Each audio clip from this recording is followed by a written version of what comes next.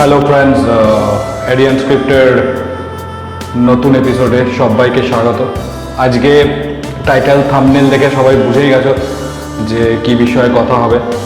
Mohun Bagan coach এবার ঠিক করেছে বিদেশি কোচ করবে।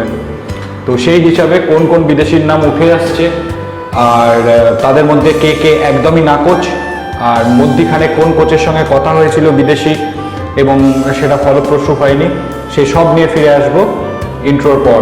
তবে ইন্ট্রোতে যাওয়ার আগে ভিডিওটা লাইক করে দাও।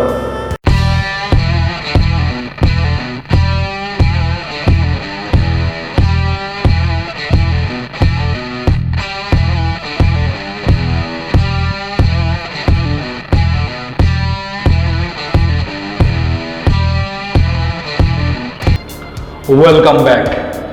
প্রথমেই বলি, মোহনবাগানের আন্ডার 15 খেলে শেখ ফাইজান বলে এই ছেলেটার ওপর তোমরা নজর রাখো, কারণ এই ছেলেটা অসাধারণ প্রতিভা আছে। প্রত্যেকটা আন্ডার 15 ম্যাচে প্রচুর গোল করছে এবং গোল করা ছাড়াও যারা তাদের ক্লিপিংস দেখেছে তারা জানে যে তার পায়ের কাজ কতটা ভালো। সুতরাং এই ছেলেটার প্রতি নজর রাখতে হবে। ছেলেটার বয়স 14 বছর আর কিছু মাস। আগামী 3-4 বছরে বাংলা থেকে একটা ভালো প্লেয়ার উঠতে পারে। সুতরাং এই প্লেয়ারটাকে যেন নার্চার ভালো করে করা হয়, আর শেখ ফাইজান নজর রাখতে হবে। এবার ফিরে আসছি ডাইরেক্ট মোহনবাগানের কোচ, আজকের আলোচ্য বিষয়।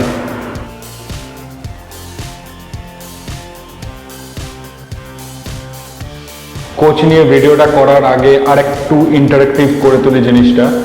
তোমরা আই বাটনে ক্লিক করলে দেখতে পাবে একটা পোল চলছে যে আগামী মরশুমে তোমরা মোহনবাগানের কোচ হিসাবে কাকে দেখতে চাও।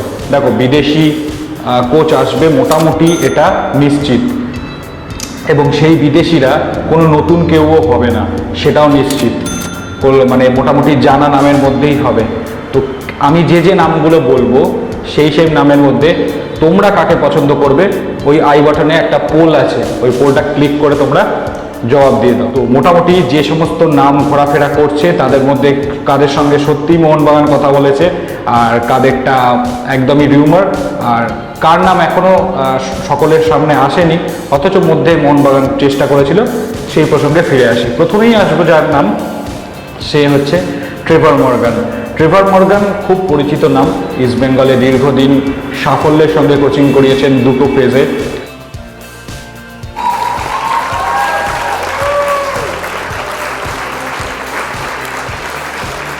এবং তার আন্ডারে ছেলেরা খুব ভালো খেলেছিল ইস্ট বেঙ্গলে।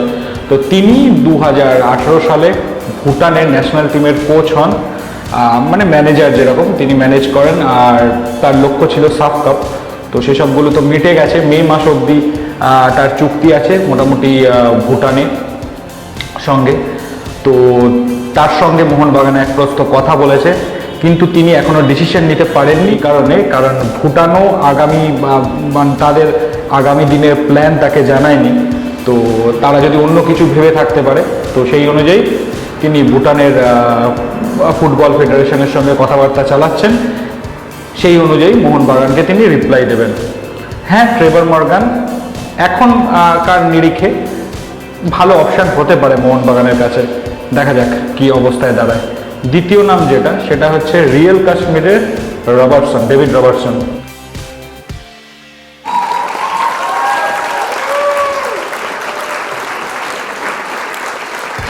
ডেভিড রবার্টসন 2 বছর আগে কাশ্মীরের কোচ নিযুক্ত হন। তিনি তার পুত্রকে নিয়ে আসেন, মেসন রবার্টসনকে নিয়ে আসেন এবং ডিফেন্সে খেলান, মিডফিল্ডে কখনো খেলান। মোহনবাগানের সঙ্গে একটা ম্যাচে তো তিনি স্ট্রাইকার খেলিয়ে জিতে গেছেন।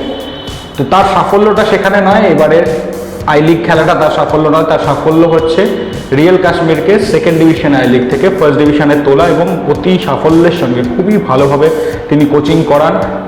যেরকমভাবে লোকাল ট্যালেন্টকে গুরুত্ব দেওয়া উচিত সেই রকম লোকাল ট্যালেন্টকে গুরুত্ব দিয়েই তিনি সাফল্যটা নিয়ে আসেন। তো তার সঙ্গে চুক্তি নবীকরণ করবে কিনা রিয়েল কাশ্মীর, সেই নিয়ে এখনও টানাপোড়েন চলছে। তিনি যদি আসেন অবশ্যইভাবে তার পুত্রও আসবে, এবং বিলাল, দানিশ এই প্রসঙ্গে কিছুটা সুবিধা পাওয়া যেতে পারে মোহনবাগানের। সুতরাং মোহনবাগানের ফার্স্ট চয়েস হলেন রিয়েল কাশ্মীরের কোচ রবার্টসন। এর মধ্যখানে আরেকটা কথাও জানিয়ে দিই, মোহনবাগান কিন্তু চেন্নাই সিটিএফসি কোচ আকবর নওয়াজের সঙ্গেও এক প্রস্ত কথা বলেছিল।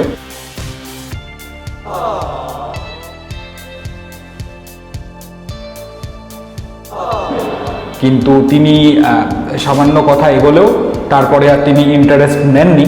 যে তিনি যখন ইন্টারেস্ট নেননি, মোটামুটি এইটুকু বোঝা যাচ্ছে যে তিনি চেন্নাই সিটিএফসির সঙ্গে কথা বলেছেন এবং তাকে নিয়ে চেন্নাই সিটির কি প্ল্যান সেটা তিনি জেনে গেছেন। আর মোহনবাগানও সেই প্রসঙ্গে আর কিছুটা এগোয়নি। আকবর নওয়াজ মোহনবাগানের লক্ষ্য ছিল এই কারণে যে আকবর নওয়াজকে পাওয়া গেলে বেশ কিছু লোকাল ছেলে আর একজন দুজন বা তিনজন ভালো বিদেশিকেও মোহনবাগান কিন্তু দলে টানতে পারত, কিন্তু সেটা সম্ভব হবে বলে মনে হচ্ছে না। তো দেখা যাক ঘটনা প্রবাহ কোন দিকে যায়, কিন্তু আকবর নওয়াজ নো কোনো মানে চান্স নেই। এরপর যার সঙ্গে মোহনবাগান খুব রিসেন্টলি কথা বলেছে তিনি হলেন অ্যাশলে ওয়েস্টউড, ব্যাঙ্গালোরের কোচ। ব্যাঙ্গালোরকে অসাধারণ সাফল্য দিয়েছেন তিনি।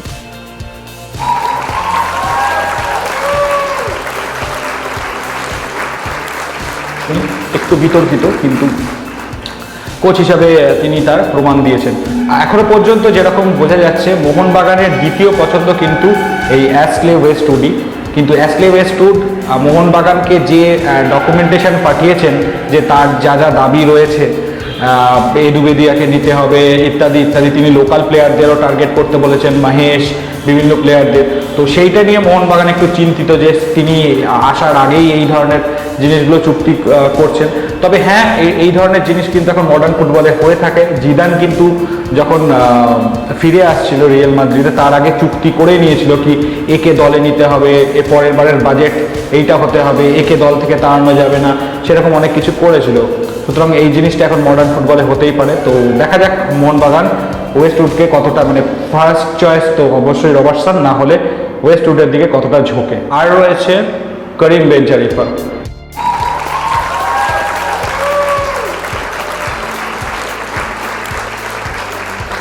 খুবই পরিচিত নাম কলকাতা ময়দানে, মোহনবাগানের শেষ বিদেশি কোচ। আর সবচেয়ে বড় কথা, যে কজনের নাম বললাম তারা এখন ফ্রি আছেন, মানে তারা মোহনবাগান জয়েন করতেই পারেন। তো দেখা যাক, এখন আর এক সপ্তাহের মধ্যে মোটামুটি সকলের সঙ্গে কথা বলে মোহনবাগান নামটা অন্তত চূড়ান্ত করে ফেলবে বলে মনে করা যাচ্ছে। তো নামটা চূড়ান্ত হয়ে গেলে বা কোনো রকম সোর্স থেকে খবর এলে আমরা তোমাদের জানিয়ে দেবো। তোমরা যে পোলটা করেছো সেই পোলের উত্তর নিয়ে আমি একটা ভিডিও বানাবো এবং সেই ভিডিওটা যথাস্থানে পৌঁছে দেওয়ার চেষ্টাও করব। তো ব্যাস, আজকের মতো এইটুকুই। আজকে সেরকম নতুন কোনো ঘটনা না থাকলেও পোলের কনসেপ্টটার জন্য আমাকে ভিডিওটা বানাতেই হলো, এবং এই পোলের কনসেপ্টটা কেন গুরুত্বপূর্ণ সেটা তোমরা কিছুদিন পরে বুঝতে পারবে। তোমাদের এখনই শেয়ার করে নিতে আমাদের কোনো প্রবলেম নেই। সেটা হচ্ছে, একটা তো আমি এই পোলটা নিয়ে ভিডিও বানাবো।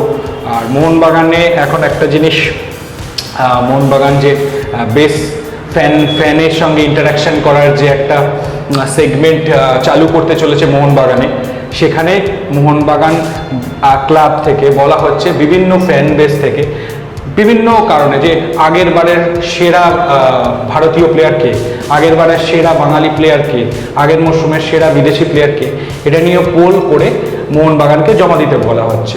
মোহনবাগান হয়তো সেটা নিয়ে কোনো কর্মসূচি করবে। তো সেই রকমই আগামী কোচকে কাকে দেখতে চাও তোমরা, বিদেশি তো চূড়ান্ত হয়ে গেছে, সেটা ডিক্লেয়ার করে দিয়েছে।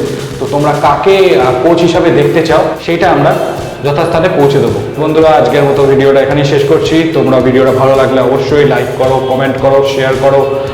আর যারা নতুন আছে অবশ্যই করে সাবস্ক্রাইব করে দাও, সাবস্ক্রাইব করে বেল আইকনটা ক্লিক করে দাও যাতে নোটিফিকেশন তোমরা পেয়ে যাও। ঠিক আছে, আজকের মতো টাটা। আবার অন্য কোনো দিন দেখা হবে অন্য কোনো জায়গায়।